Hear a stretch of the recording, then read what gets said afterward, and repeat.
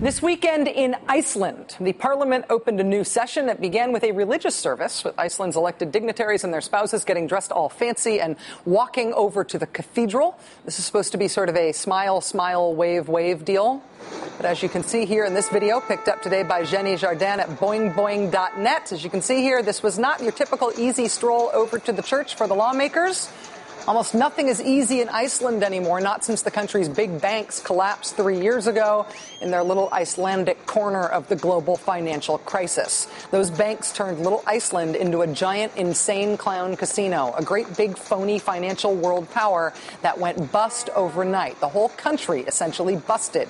Your money's worth nothing and you're billions upon billions of dollars in debt, and nobody can quite explain why. If the U.S. was on the brink of a meltdown in 2008, Iceland sort of went over that brink. What we feared for ourselves pretty much happened to them. We're seeing here the latest protests of the rich guys who ruined Iceland and the government that let them. People throwing eggs, people throwing yogurt. It's Iceland. People, in one case, I think even throwing firewood at Icelandic officials. You see this person right here? That person right there is the First Lady of Iceland. She is the wife of the president. She's basically the Michelle Obama of Iceland. And look what she does at these protests. Watch her. She's with this group of politicians, but she turns away. See, oh, there she is. She's broken away from them. She leaves them doing their best to get to the church, and she kind of quick walks. It's like she's hoping her own handlers won't notice she is slipping away. And then she starts talking to and embracing the protesters. The First Lady of Iceland hot-foots it over to the barricades where the eggs and the yogurt and the firewood have been coming from people who have been suffering for 3 years now after this crisis. She walks over, she hugs them, and then she climbs over the barricade.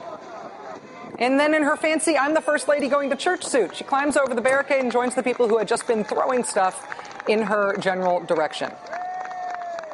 Across Europe, thousands of people have been marching against the bankers and the ruins of the global economy. In Italy last month, the biggest trade union shut down trains and buses and schools and government offices. They called a general strike over austerity measures by the Italian government, which is broke. One banker telling Italian TV the nation's economy is too big to fail and also too big to save. In Spain, protests in dozens of cities last week over banks evicting people who can't pay their mortgages. Unemployment there more than double the rate in the U.S. And the people of Spain have been turning out to say, no, you can't just throw us out of our houses because we can't find work, because, frankly, there's no work to find. In New York City, the Occupy Wall Street movement entered its third week of protesting tax breaks for millionaires and a variety of austerity measures for the rest of Americans. Police this weekend arrested hundreds of Occupy Wall Street marchers on the Brooklyn Bridge, hundreds of people arrested. Occupy Wall Street now showing signs of becoming Occupy everywhere in America. Occupy Boston, Occupy Chicago, Occupy Portland, Maine, Occupy Seattle. In Greece, riots continue over new austerity measures as that nation tries to arrange a bailout from the rest of the European Union. Greece learned just today that its recession will officially drag on for a fourth year. The government broken by corruption and the people suffering because of it.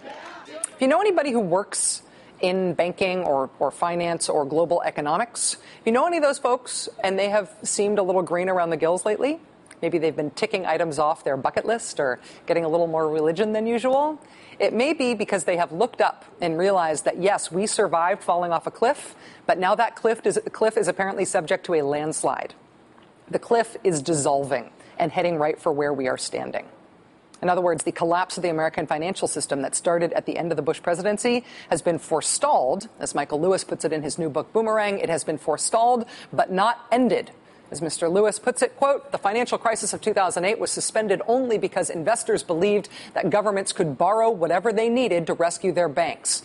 What happened when the governments themselves ceased to be credible? This ongoing and potentially now worsening economic crisis of ours is global and it is political.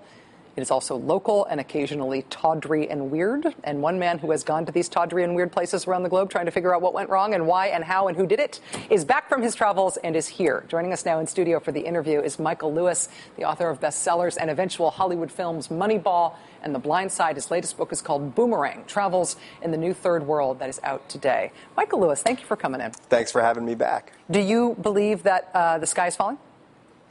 Yeah, it's more complicated than that. It is. I think what we're going through now is an extension of the financial crisis that began in 2007, 2008. That we have forestalled it, but what happened was these debts were created. They were private debts. They tended to be around the world nationalized, socialized, and the governments now are ceasing to be credible. And the question is, what happens when the governments aren't credible? Who can step in and say, we'll put the panic to rest? And I think we're coming to a point of reckoning. I don't think it's the end of the world, but I think we've got kind of radical change in front of us. Yes. I have been following the Euro crisis as best I can and getting increasingly worried about it. I've been doing a lot more reading about it than you would think by how much we've talked about it, because I haven't quite figured out how to talk about it yet. But reading your book made me more scared than anything else that I have been reading, because it occurs to me that if you think that some things aren't too big to fail, then countries aren't too big to fail. But I don't understand what happens when countries fail. Yes. Well, neither do the people who run Europe. I mean, that's the question. The reason that Greece isn't just allowed to go. I mean, Greece can't afford to repay its debts. It will default in some way. It will not repay its creditors 100 cents on the dollar.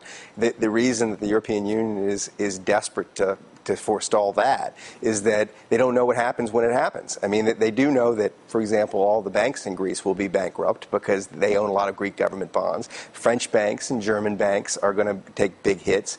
And then it ripples through the financial system one more time. And all of a sudden, the banking system is really an act of faith. People are willing to put capital into banks only if they kind of believe in them. They're black boxes, largely, to the investors who invest in them. And if that faith starts to crumble, you get the Lehman Brothers like environment all over again. What was interesting to me, though, is it looks from 40,000 feet. It looks like the same story everywhere, but it's very different from country to country. I mean, this financial event has been a kind of window into local culture. You can see that it's a series of regional events, really, not just one event. That what happened in Greece was very different from what happened in Iceland, which was very different from what happened in Ireland, which is different from what happened here. Is, though, the solution actually a best case, a sort of do you take a best practices solution and apply it to all countries? Do you say, you know what, Ireland, that was cute, and we realized that you got all excited about your housing. That was cute. And Iceland, that was cute about you thought that if you could just trade assets that had no value whatsoever and call them billion-dollar assets, that you could all end up being fake billionaires. That was cute. But you know what? You don't actually get to say how you restructure your financial system after it melts down. We figured out what the countries are that are resilient against things like this, and everybody's going to get a one-size-fits-all resilient financial system. Yeah, but who's going to impose that? I mean, they got to impose it on themselves, right? There's no external authority that can come in and impose that, and it's very unclear we've now moved from an economic question or a financial question to a political question. Which way are these people going to jump? Are the German people willing to bail out these countries on the periphery of Europe? The polls all say absolutely not, but their government, their leaders, are trying to drag them into that relationship. The Greek people, for that matter, do they want to even be bailed out if the terms are that they've got to live in this endless austerity? Probably not. So I think what you've got is the center not holding right now. But the cost of, what is going to ensue if Greece defaults and drops out of the euro is going to be ugly for a while. So everybody's doing their best to prevent it. Is it going to be a run on banks throughout Europe if that happens? I mean, if people cease to believe that a euro-based economy can survive because it's a euro-based economy, does every euro-based economy suffer? Well, yes. I think the question is, it isn't so much a run on banks, because I suspect what happens instantly is the governments say, we're behind the banks. That once again, everything's too big to fail. Right. We're back to where we were. But then the question is, which governments can afford to bail out their banking systems? And we're in a very funny situation here. But as bad as our banks were, our banks are really small in relation to the rest of our economy compared to Europe. Right. And so we can actually afford to bail out our banks. Germany can afford to bail out its banks. France, not so clear. Italy, definitely not so clear, and Spain neither. So you've got different situations, and the question is how the market is going to respond to the countries once they say, you can't put our banks out of business. Well, yeah, and once the full faith and credit of X country is rated as being something as what it's actually worth, rather than just an assertion of national sovereignty that we all defer to. And what we're seeing is it's sort of the credit bubble was all about people ignoring risk. what's happening is people are now learning what risk is and learning to price it. Michael Lewis, the new book is called Boomerang, Travels in the New Third World.